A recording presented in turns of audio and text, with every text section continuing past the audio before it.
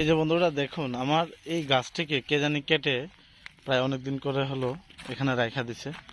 এখন এসে দেখি গাছটি এই অবস্থায় আছে।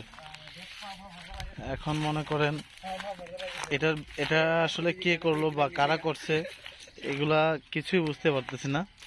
এখন এটার জন্য কি করা উচিত? দেখেন, আমার বাড়ি হচ্ছে এটার পিছনে, আর এখান থেকে এই গাছটাকে কেটে দেন এখানে রাখা দিছে।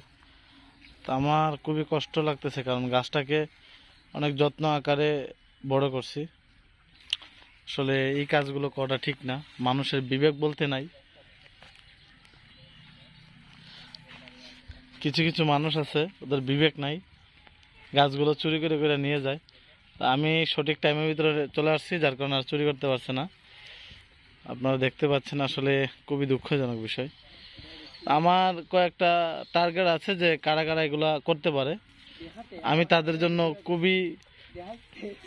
জন্য খুবই আমি বদদোয়া করি, তারা যাতে ভবিষ্যতে কোনো জায়গায় বিয়ে শাদী না করতে পারে। তো যাক, সবাই ভালো থাকবেন, সুস্থ থাকবেন। আল্লাহ হাফেজ।